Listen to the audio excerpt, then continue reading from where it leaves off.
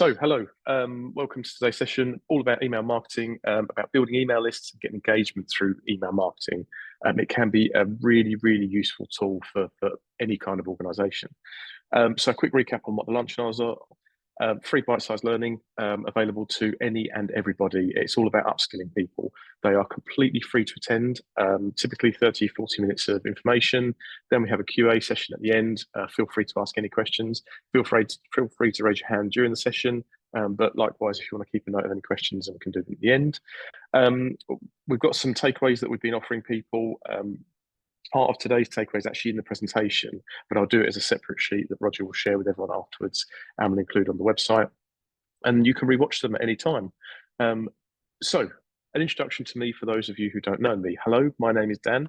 I'm a local boy, born and bred in Hockley. I now work with organisations all over sort of the southeast Essex area. I've won a few awards for what I do. I run a micro agency, which is defined really as a group of individuals that work together on projects. Been doing this for over 15 years. It's scarily coming close to 20 years now, but I don't want to quite update the presentation to reflect that. As I said, Southend based, so I'm very local. I've launched quite a few websites over the years, and I've got a few more that are happening sort of over the next week or so, which is quite exciting. I don't believe in over complicating sometimes what could be quite simple explanations of things, i.e. no techno babble. And I like saying it as it is. I don't believe that you should pull the wool up anyone's eyes when it comes to marketing and the ability for people to do things themselves. So just a quick recap on some of the sessions we've done. We've covered the basics of digital marketing.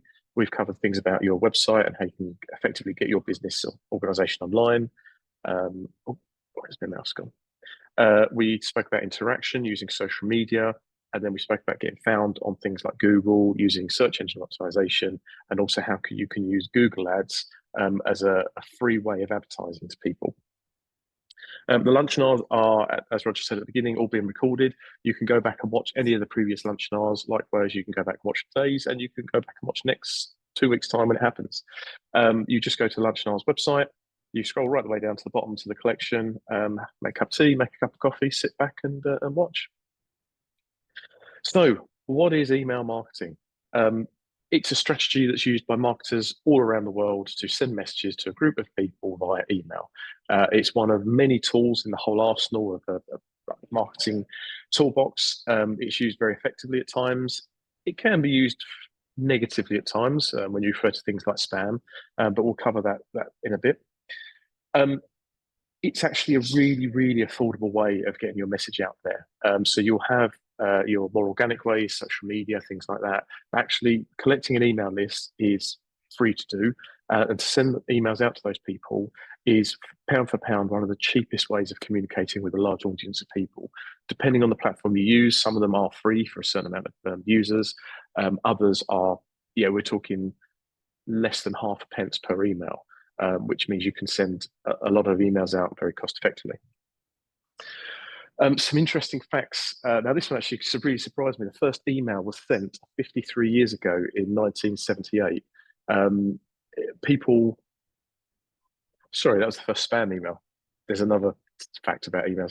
The first spam email was 1978. It was about a marketer that was trying to sell a new computer system. He sent it to about 500 people and I think annoyed every single one of them. And that was the inception of spam. The average office worker receives 121 emails in a day. I like to think that I'm above average with that one. Most of them are rubbish that get deleted straight away. I wish I had a lot less. The first email was sent 53 years ago by a guy called Ray Tomlinson.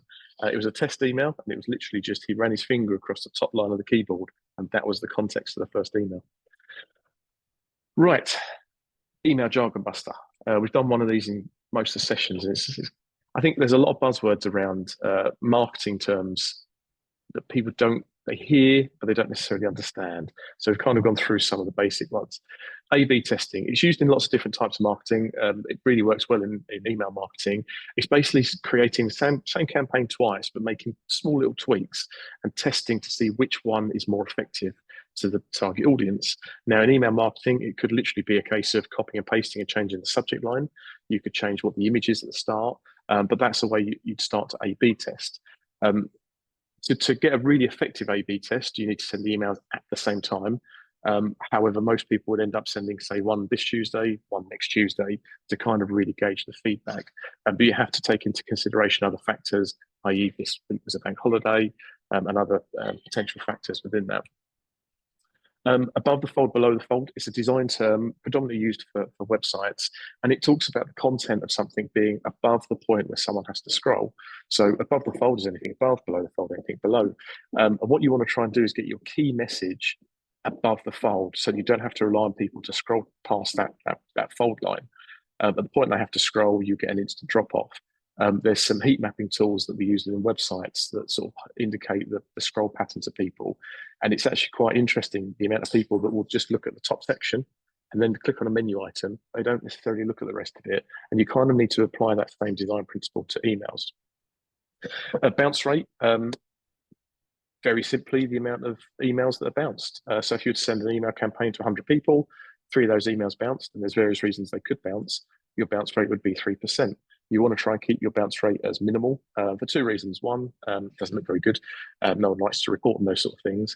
But also, you don't want to spend money on sending emails to people that are potentially going to be bounced. So a lot of the email platforms have facilities where you can start to data cleanse certain lists that you have. Blacklists are, they're a nightmare. I have to deal with them quite regularly. And it's where your domain starts to get a bad reputation. I've got a client that unfortunately their emails were hacked. I don't look after it, just to say that. Their emails were hacked and they started sending out several thousand spam emails on a daily basis. It was caught very quickly, about 2 or 3 days, but it resulted in their domain being blacklisted. Now, we were able to add them to the whitelist again, but we had to jump through quite a lot of hoops and prove that it was a genuine breach of security and that they would never do it again. And it took them a few days to be removed from that blacklist. What happens if you get added to a blacklist? Well, it basically means that when your emails are received by the recipient or the recipient's email provider, the email provider will look at them and say, if this comes from a blacklist domain, it's highly likely it's spam, therefore I'll put it straight into that person's junk box. There's a possibility that person will never ever see that email if they don't monitor their spam or junk box. As I say, though, it's difficult to remove. It's not impossible, but it is difficult. It becomes even more difficult if you get added to a blacklist multiple times, because then your domain reputation really starts to suffer. Call to action, again, it's a phrase that we use across quite a lot of digital design related activities. And it's basically a call to action. It's getting someone to subscribe, getting someone to click a button, getting someone to go to your website. All these are defined as a call to action. And you can, within most of the email platforms, you can then analyze those results. And in some of, certainly my more preferred tools, you can actually look at what people are clicking, which gives you really good insight into how effective your email campaigns are. So you can identify very quickly if you've got a button that says something and another button that says something else, but they do the same thing. Well, you can look at what created a higher conversion rate to make sure that you use that same wording further down. You could reference that as being A/B testing.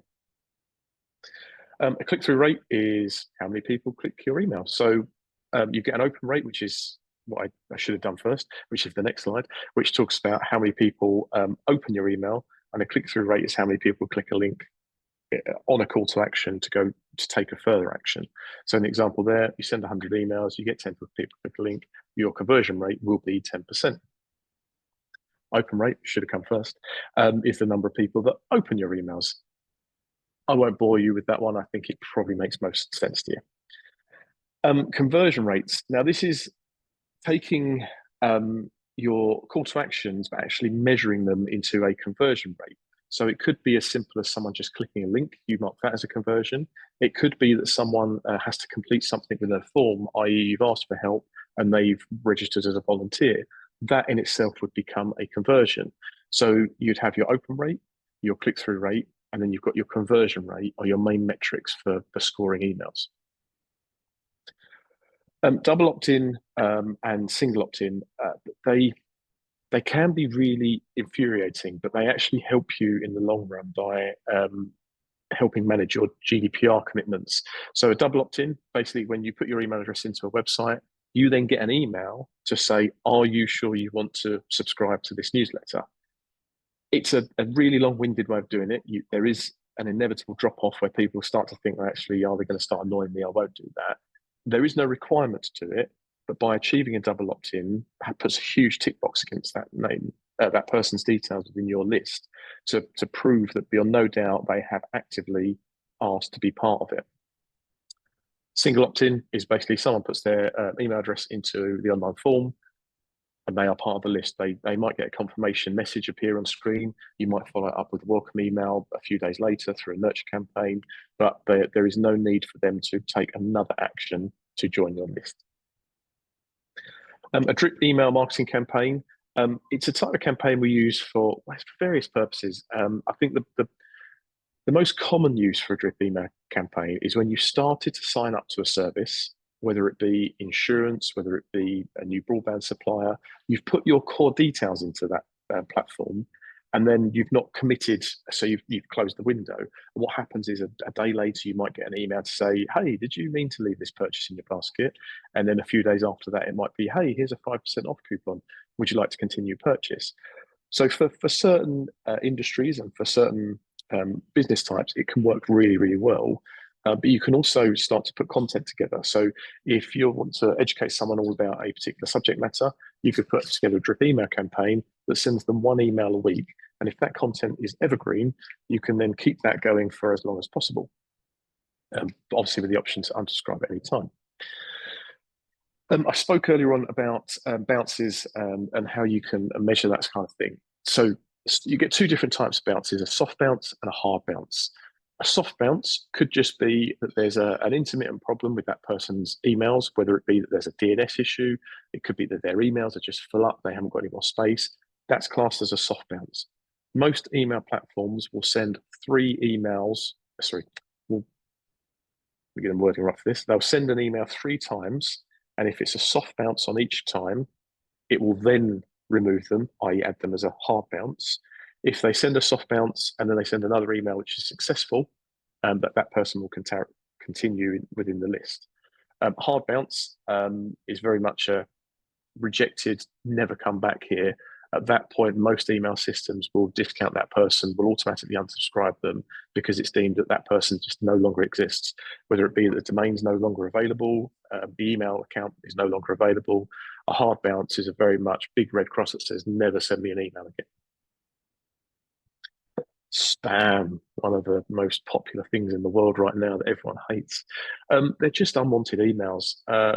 Some are malicious, some are just irritating. They take up most of my inbox daily. Even though when I mark most things as spam, I still end up getting loads of spam messages. I think it's just an unavoidable part of the internet right now. There are changes that have kicked in over the last couple of months with both Google and Microsoft. They're two of the biggest email providers in the world, and they've implemented really strict guidelines about certain criteria you have to meet within your domain name to make sure that your emails are not marked as spam. I'll cover those a bit later on. They're things like an SPF record, a DKIM record, and a DMARC record. The spam has a sort of an interesting history, which I'll cover in a minute. TLDR, too long, didn't read. It's more of it's a very up-to-date way of looking at information. So a lot of the email newsletter style emails that I receive tend to have a TLDR at the start of them. And it's basically taking the entire content of an email and summarizing it. Think of it like the blurb of a book. You don't want to have to read 300 pages. You sometimes just want that little snippet of information. So you can summarize that, and it's known as a TLDR. You'll probably start to see this phrase more and more as time goes on. But it's just a way of getting the main part of the information over to someone without them having to read paragraphs of text on your email. So what results should you expect? There is no exact science to this. Every organization, every company I work with, we've got different KPIs on what we deem as a success and a failure. If you can achieve these things, so an open rate higher than 24%, a click-through rate higher than 4%, and a bounce rate of lower than 10%, you really are hitting gold. Some organizations I work with, they get an open rate of in the 70%. So there is no exact science, but it's a test and measure exercise. You almost need to send a few campaigns, group that data together, create a median value, and see what works for you and what your accepted sort of KPIs are. But these are some guidance for that. I spoke about the history of spam. If anyone's a Monty Python fan, which I have to say I am, they're familiar with the well, not only have they got a show called Spam a lot at the moment, but there's a sketch where they speak about spam and the ubiquitous, unavoidable repetitiveness of spam. Well, that's actually where spam started from. It all started from Monty Python's sketch. And this kind of highlights the level of spam out there. So to begin with, 333 billion emails are sent daily. 49% of them, that's 162 billion spam emails per day. Yeah, that's a lot of emails. It's scary. As I say, Microsoft and Google are putting steps in place, and a lot of other providers are following the guidelines that they've outlined. But spam is a huge problem right now. So making sure your emails are the best they can be and they tick all the boxes is really important to make sure that you don't become one of those statistics. So let's move on. Now, I appreciate some of you probably have email systems in place. Again, there's not necessarily a right and wrong. I certainly have some preferred platforms that I use, but there is no right and wrong, and there's lots of different software options out there. And you have to look at the pros, the cons, and what works for you. The first thing I will say is never, ever, ever, ever, ever BCC to a group of people. It is not the right way to send a large email to people. It's not the right way to send any email to people. If you're sending an email to more than 5 or 6 people, you should use a proper email system. Main reason this happened, the main sort of cause and effect of this, you will get blocked, you will get blacklisted. And as I said, it's very difficult to come back from that. Likewise, you should never send large attachments to email to recipients. There are platforms like Dropbox, WeTransfer, YouSendIt. There's all these different options for sending large files to people to avoid your emails getting clogged up. So yes, if you take anything away from today, never ever BCC or CC large groups of emails. But on the more positive note, there's 2 platforms that I'm a massive advocate for. Campaign Monitor, brilliant tool, really simple to use, really simple to implement. I've taken some notes from their own website here. They offer some deep integrations with things like Facebook, WordPress. You can also create some really clever forms directly within Campaign Monitor, which you can add to your website to collect quite a lot of data about people. Now, there's value in data. It's one thing just having email addresses. If you can add maybe their age range, maybe their location, some of their interests into this email list, what you can do is start to segment that data. And instead of sending a blanket campaign to several thousand people, you can actually start to say, well, actually, this particular campaign is only relevant to those people and those people and those people, which increases your both open rate, conversion rates, click-through rates, and all those kind of good things. So there's some really good features in that. They do also offer a 15% discount for nonprofits, but it's a very, very cheap platform to use from the outset. Active Campaign is another one. I started using Active Campaign a couple of years ago, and there's some really cool things you can do with it, especially when it comes to automation and some more advanced tracking metrics. Not applicable to everyone, but it's a very cost-effective platform. They also offer a discount. In this case, it's 20%. But you can do some really clever things because it has a tracking pixel that you can put on the website. So if someone signs up to your email newsletter, it drops a cookie on their website, all GDPR compliant, but it allows you to track that person through the website history as well. And what you can do is if they take certain actions, i.e. they visited a certain page more than 5 times, you can use that as an indicator that they're interested in that particular service, product, whatever it might be, and then send them an email based on that. So some really clever things you can do behind the scenes with that. Some others to mention, Omnisend, it's a very generic platform. They don't offer any discounts. HubSpot, it's a good system. It's a very complex system. It's mainly geared around being a CRM, which is a customer resource management system. So you can have loads and loads of information about people into it, and you can use that to segment and create lists. But they advertise themselves as a 360-degree view of your customers, and that's very accurate. It's great as a marketing tool in businesses because you can do deal management, all sorts of clever stuff. but it does offer a level of email marketing. But it's their editor is a bit basic, and they very quickly want you to start paying. Now they offer a 40% discount, which sounds great, but some of their packages are sort of £700 per user per month. So it's a great discount, but it comes at a great price. Constant Contact has been around for a very, very long time. They again offer a discount. However, you have to pay up front. They only offer the discounts when you pay up front. They also offer a 30% discount when you pay 12 months up front, but I don't really think that's the right way to go. If we go back to some of the others, so Campaign Monitor especially, there's two different types of packages. You can pay monthly, which allows you to send to a certain amount of people, and you get a sending limit. So you can say it's 1,000 contacts, and you might have a 5,000 email send limit. It means you can effectively email all those 1,000 people 5 times within a month. Very cost-effective way of doing it. The other way you can look at is doing cost per campaign.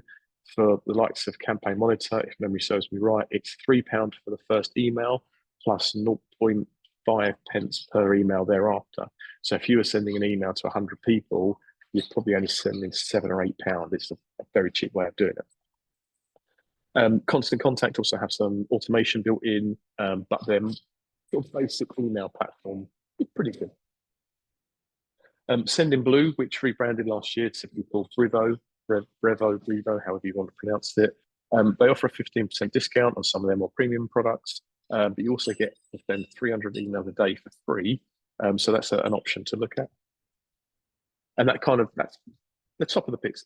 There are hundreds of systems out there. And as I said, there is no perfect system for everybody. It's going to be different depending on needs and other things that you've got. You might want to integrate with a current CRM system you've got. You might want to integrate with your website in a different way. So there's different platforms out there. But if you need help, don't be afraid to ask the question. I can guide you on what might be best for you.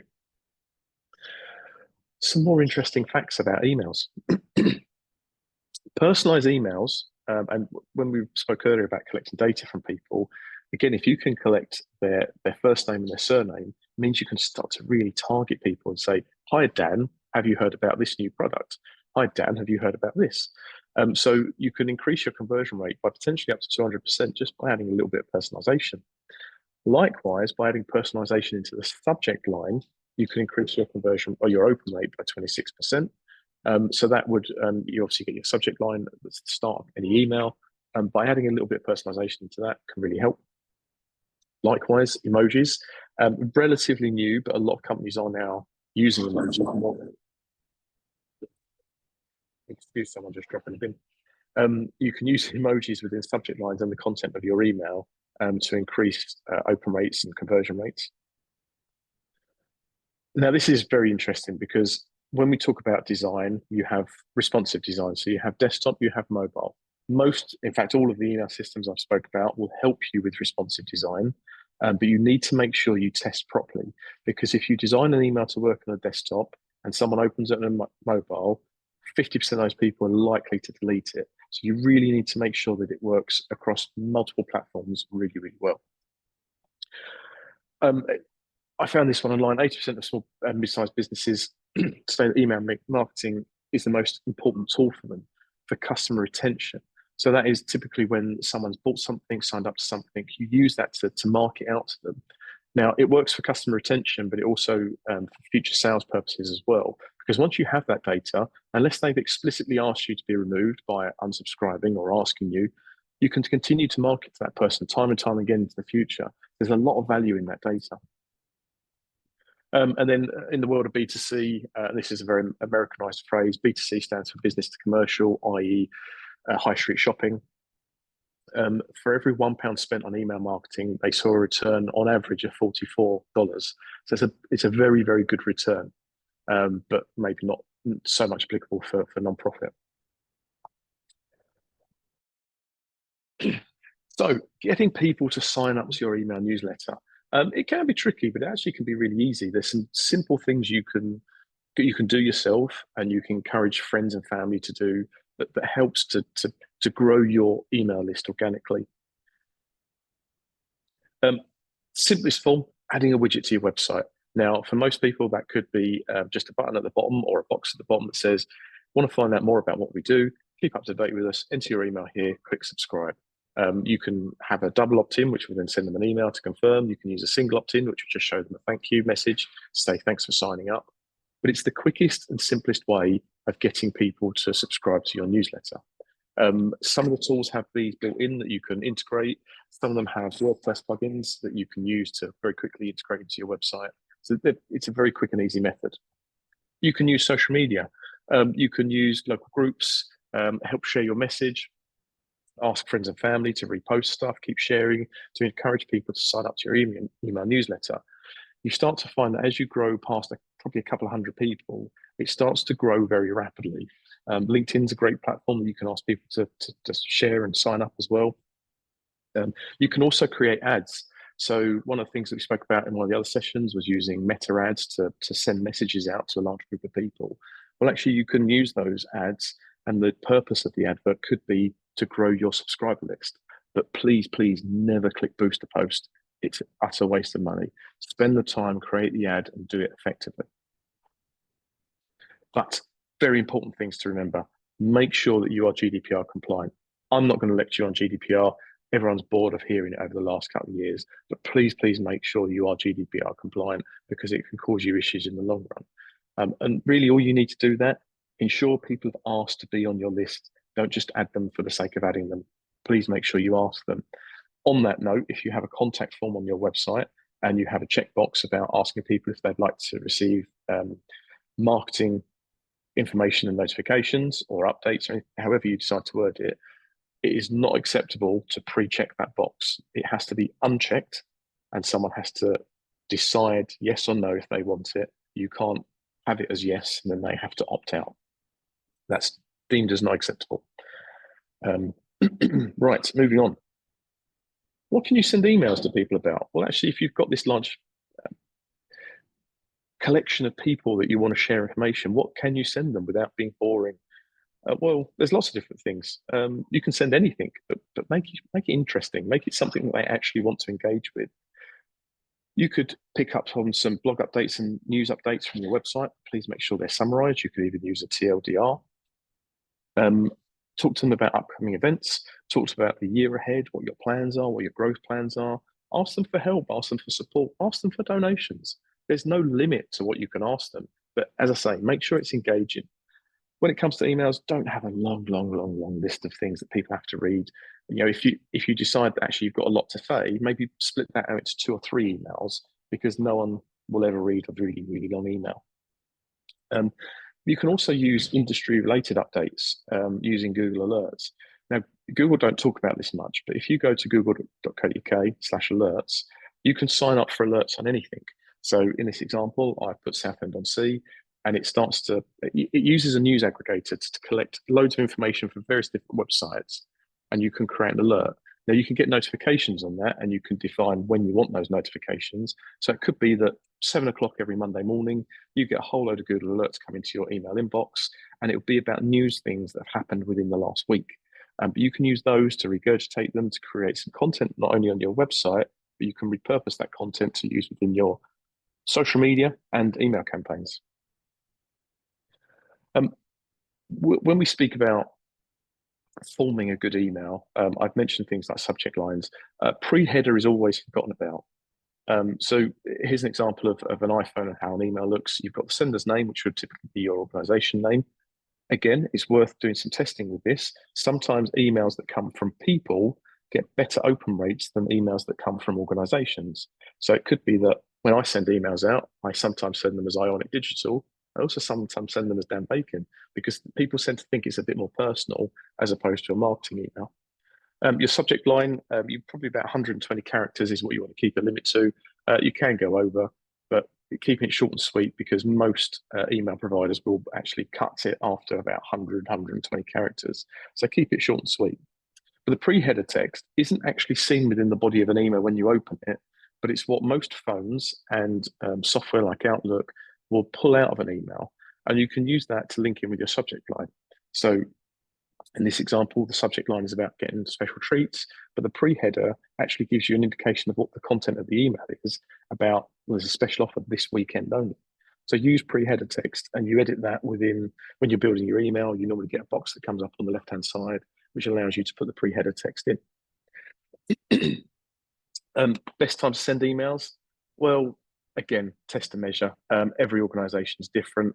If you're just looking at something UK based, here's a good idea of what gets better engagement.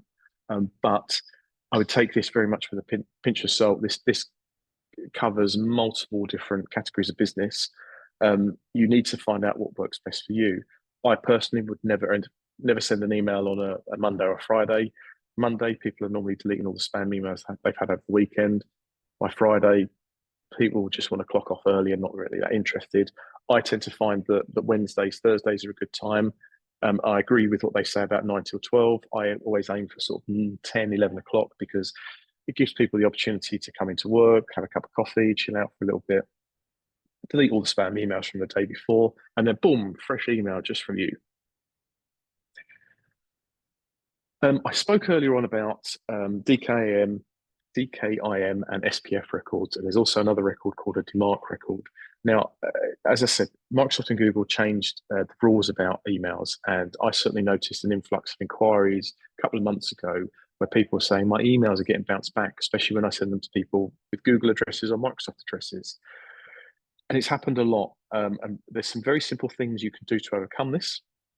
But I'll talk about what they are first. So a DKIM record stands for domain key identified mail.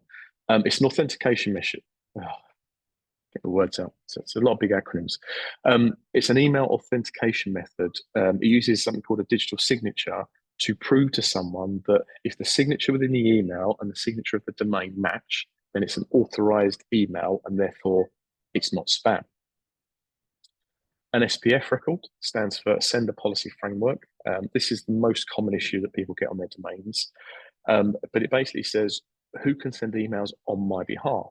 So in the instance of Google and Microsoft, well, I use Google as my email provider, and I have to say to my domain name that I approve Google to send emails on my behalf so that they know that any email come from me is accepted. A DMARC record basically just tells the email system what to do if an email doesn't meet the criteria set out by an SPF or DKIM record, whether to just delete it, whether to mark it as spam, put it into a separate folder. So just to recap on those, because they are difficult and they're quite, it took me a while to understand the ins and outs of them. So SPF, sorry, basically stands, basically the record proves that it's not a fake email. Sorry, got those the wrong way around. SPF proves that the email comes from an authorized platform to send emails. So it could be that when you use something like Campaign Monitor, you have to have a certain domain name within the SPF record to prove that it's associated with the organization. A DKIM record matches a digital signature to prove that an email coming from your domain and the actual signature within the domain match, therefore are approved or not spam. And a DMARC basically says what to do with the email if it fails being an SPF, fails at SPF or DKIM level. And I appreciate I fluffed a lot of my words because they're huge acronyms that get really confusing after a while. But they're three things that you should definitely take on board, especially when you're working with things like MailChimp, which I didn't mention, mainly because I'm not a huge fan of it, but it is a really clever platform. All of them offer help with creating the right SPF, DKIM, and DMARC records to add to your domain. You might need help from someone a little bit more technical. If you've got IT support anywhere, because you need to make these changes at DNS level, and that can have a knock-on effect to your domain and website. But don't be scared; they are relatively simple. And take a breather.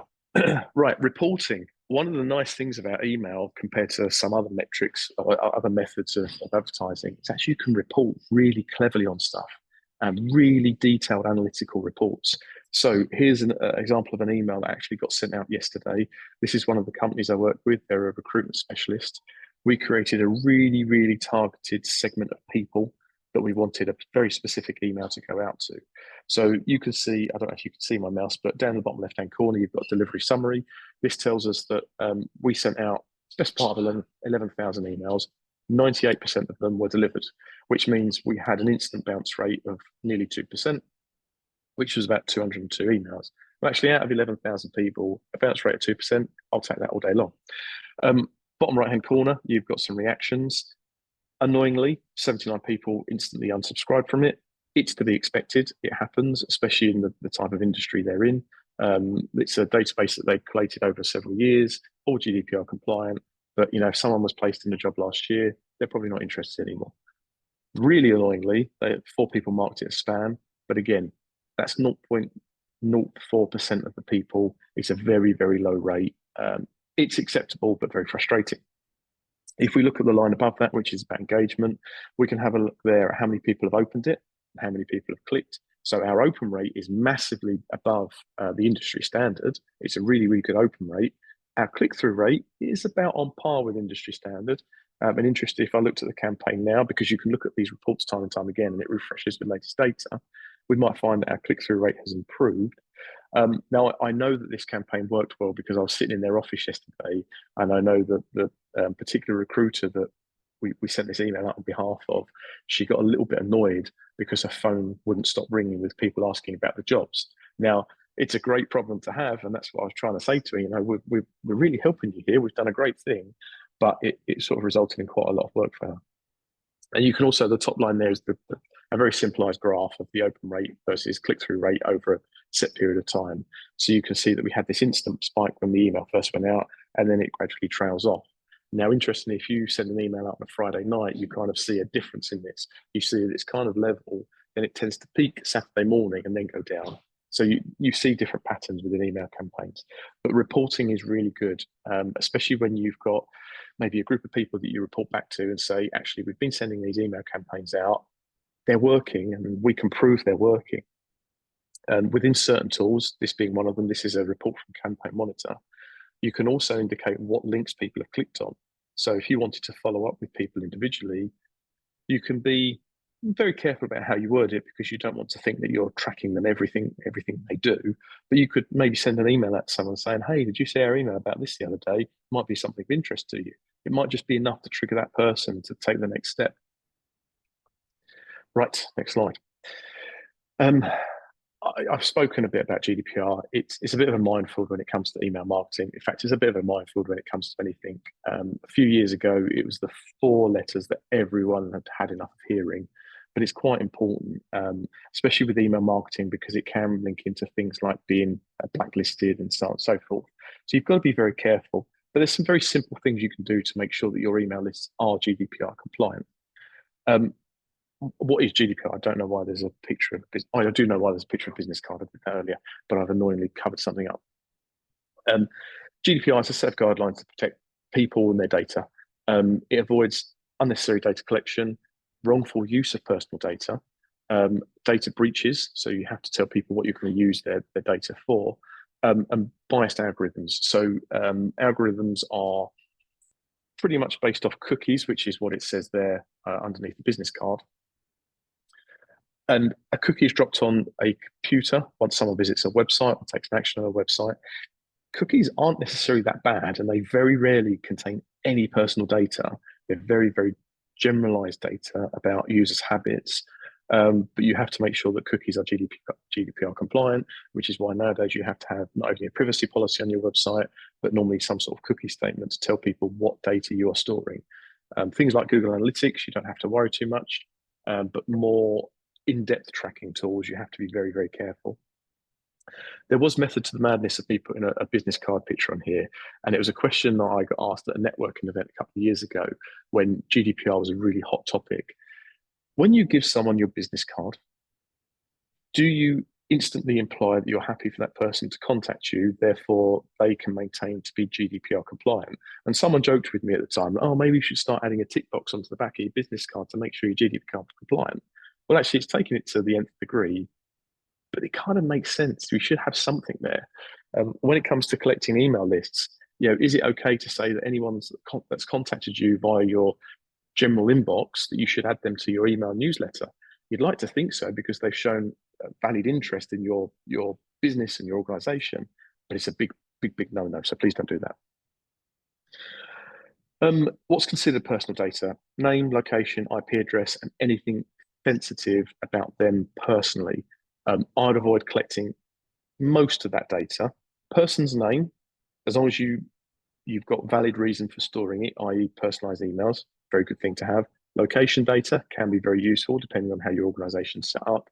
You never ever need to track people's IP addresses, and you never should. And realistically, you probably don't need to collect much other sensitive information about them. But as long as you've got good reason, you can. And as long as you tell people within your privacy policy what you're using that data for, there's nothing to stop you asking for it. But I'd make it certainly non-mandatory fields. Making sure you're accountable for the data is another factor. So proving that you've obtained it and you have consent before you collect the data, very important.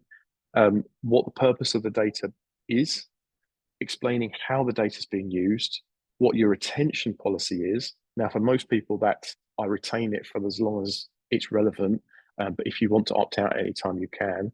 And any information on security measures implemented, i.e. how secure is the data, where is it stored, is there multi-factor authentication to have access to it, and things like that. So a simple checklist about GDPR. Use a reliable email service provider, i.e. things like Constant Contact, Active Campaign, Campaign Monitor, MailChimp. These are reliable and they're very responsible email providers, and they will help you manage the data. Always ask consent about any personal information. That includes email address, that includes name. And make sure you've got a privacy policy on your website, telling people what data you hold and how you're going to use it. Audit and cleanse your mailing list regularly. Now, it could just be as simple as looking at soft bounces and thinking, well, if I keep sending this to the person and there's a high percentage it gets a soft bounce, remove them, because it makes your data more accurate, but it also means you're not wasting money advertising to someone that don't always receive your email. As I said earlier, pre-tick boxes are a definite no-no. Please never pre-tick a box, and don't try and be clever by pre-ticking the box and saying to people to opt in, you have to untick the box, like a bit of a double bluff. It gets very confusing for people, and it's classed as a no-no. Most important thing about anything GDPR email related, give people the option to unsubscribe. You can't force them to be part of an email campaign list. You have to, and in fact, most of the platforms, if not all the platforms, won't even allow you to send an email without having some form of unsubscribe button at the bottom, sometimes even at the top of an email. So please always have an unsubscribe link. So there's I've spoken about a lot of things. I've waffled on for 44 minutes about email marketing and various aspects of it. Can you do this yourself? Yes, you can. Anyone can do this. There's some simple ways of doing it. There might be some more complex bits that you need outside help from people like me. Hello. But there are a lot of things you can do yourself. I've put together some do's and don'ts for you. So, in no particular order, always make sure you add a subject line and make sure that it gets people's attention. Personalize your emails if you can, if you have the data. What a lot of the email systems allow you to do is have fallback data. So it could say, hi, Dan. But if you didn't have that first name, it could just say, hi. So it almost feels personalized without necessarily having their name. Make sure you summarize your content using things like TLDR, or simply just having a very short paragraph that people then click through to view the rest of the information on your website. It's a really good way of getting people to your website, because once they're there, they tend to click around a few other things as well. Make sure you use images. Resize them to make them suitable for email. You can't suddenly take a picture on your iPhone, upload it, say it's 5 megabytes for the image. When that person receives the email, it's going to take the first 30 seconds to download that picture and render it properly. So make sure you resize those pictures. Avoid using video within emails. It never works. Test using emojis, both in the subject line, the pre-header, and also within the content, but don't overuse them. It can get really messy sometimes when people use emojis all over the place, but use them to a certain degree to just make it a little bit more interactive. Make sure you A/B test. As I said, in its simplest form, it could just be sending the same email twice, but slightly different subject lines. Review your reports regularly and compare them against each other. Look at what works, look at what doesn't work, and think, it's this principle of marginal gains. If you can keep making small improvements each time to increase your conversion rates, your open rates, and click-through rates, that's winning prizes. Never be afraid to steal ideas within reason. So I received some emails over the bank holiday weekend, and it was actually related to a purchase that I'd made almost a year ago, asking me to leave a review. Actually, I've saved that email because the wording and structure of the email was really clever, because they didn't hound me at the time for a review, because I probably would have just ignored it. But it actually made me think about it. And it actually resulted in me going to their website and having a look around because it's been a year and fancy something new now. So when you receive emails and you think, well, that's a nice email, I like the way they've done that, don't be afraid to steal those ideas. Add a pre-header text, very important, especially for mobile devices. Make sure you send your email at a good time. There is no point sending an email at 11 o'clock at night because it will probably be deleted before anyone's had a chance to look at it properly. All of the email systems have a timed option. So you can either click to send an email immediately or you can click to send an email at a later date. Now you can schedule emails to go months, weeks, years in advance, whatever sort of suits you. Some of the companies I work with, we might build 3 emails within a day, but we'll send them out sequentially day after day, whatever might work for them. Some of them have specific events coming up. Well, actually, we might create 6 or 7 emails about that particular event, but time them to go out certain time periods before to give people the option to either buy tickets, get involved, etc. So make sure you send it a good time and don't be afraid to use the scheduling tool. Don't forget the unsubscribe button. I might have mentioned it once or twice. Don't include too much information. It's always difficult because you need to dilute that information and make it structured in a way that people can look at it properly. But try and avoid having too much information. If it means you have to send 2 or 3 emails, send 2 or 3 emails. Send them a couple of days apart so that people don't get information overload. Try and break it down a little bit, and also try and make it so they link through to your website to read the full content of any news articles. Never buy email lists. You can buy GDPR compliant email lists, but being brutally honest, most of them just contain crap. You can probably pick them up for a couple £100, but they are a waste of money. Totally irrelevant, invaluable information. Don't send your emails before you've tested them. Send them to yourself. Make sure you open them on mobile. Send them to a friend. Send them to a colleague.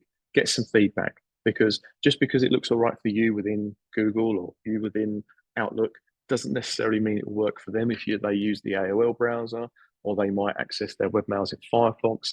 Make sure that you test it across multiple different places.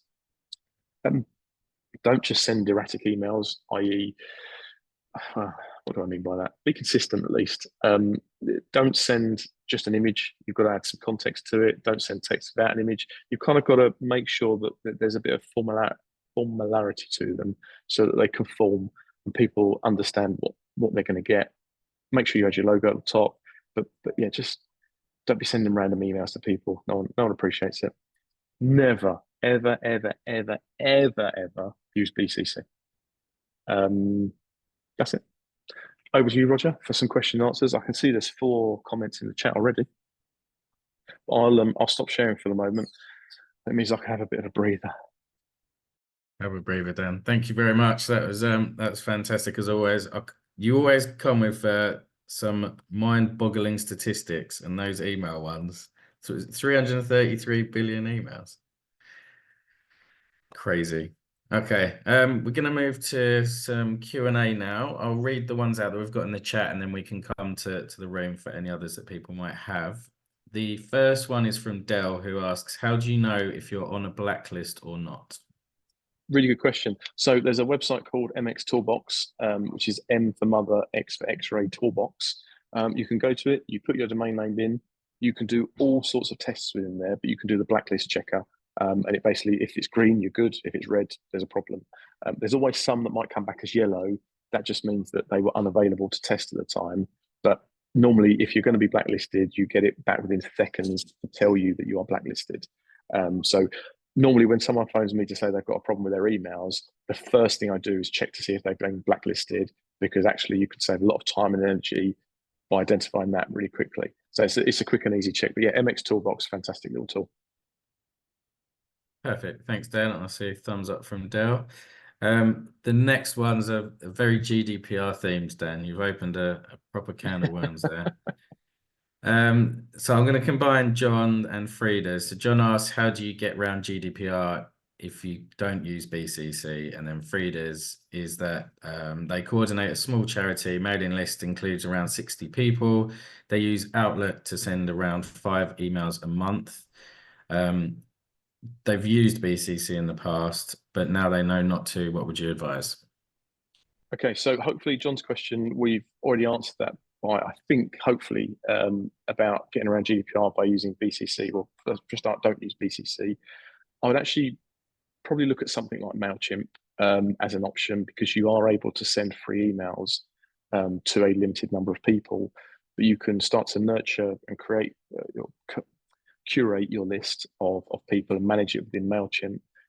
There are other platforms that do it, but MailChimp offer you a free send limit. So to tick the GDPR box for that, use a platform for sending emails and bulk emails. And basically the way it does it, when you BCC, it sends that same email to everyone at one point. By using a sending platform like Campaign Monitor, MailChimp, they drip send. So instead of sending everyone's email at once, they send email, they send email, they send email. It can take a bit longer. It's a really, really effective way. And you've got to bear in mind that these companies have like thousands of servers all around the world. So all the emails come from different places, but it's a very good way of managing sending the emails. So sorry, I think that hopefully that answers John's question. The question from Frida, please don't BCC. Have a look at MailChimp, have a look at Campaign Monitor. I'm more than happy to help you get this set up to make sure you do it properly, because BCC is just going to result in blacklists, and blacklists cause ongoing problems. So yeah, be very, very wary about how you do it. But actually, not only that, using these email platforms, you can create emails that look really nice. Whereas within Outlook, you're a bit limited, because you might be able to put an image in, but it's normally all left-hand. You can't really put background colors, background images. You're quite limited on what you can do with them. Whereas using the email platforms, not only does it tick loads of boxes about sending multiple emails to people, about GDPR, blacklists, all sorts of other things, but you can actually just make them look really nice, which gets better engagement. Right, so Ashley's question, you said not to add people who haven't clicked subscribe to the mailing list.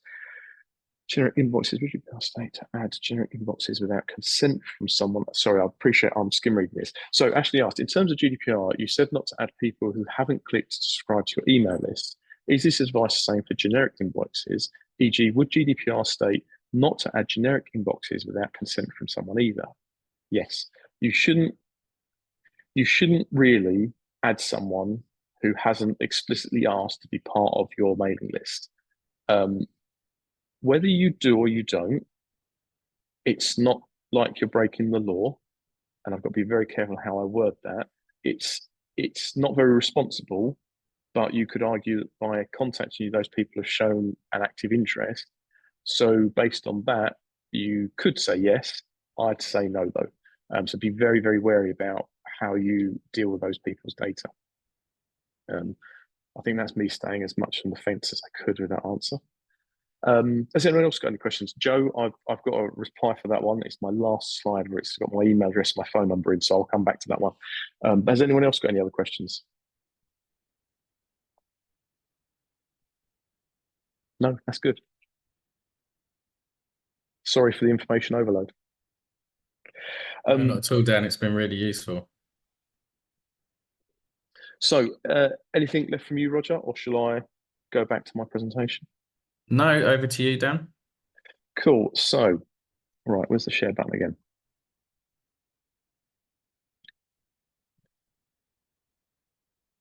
So this is the 5th session, which means there's only one left. And this last one, it's about 120 slides long at the moment. I really need to reduce it. But we've looked at some of the best tools out there at the moment. Some are free, some have really, really good non-profit discounts, but it's the best platforms you can use that covers everything we've spoken about over the last 5 sessions. So there's a little bit in there for everyone. There's some really cool tools. There's some completely free tools that you might even be paying for as it is. So I urge you to be part of it. You could save an absolute fortune. So that's what's coming up. Part of the sort of purpose of doing these sessions is not only to upskill people, but to also offer my services to people to help them. So one of the things that we're offering with this is to actually help build some email templates and get your email system up and running. So for those of you that haven't got anything up and running, please contact me. I'm more than happy to sit with you. And this one I'm doing for free.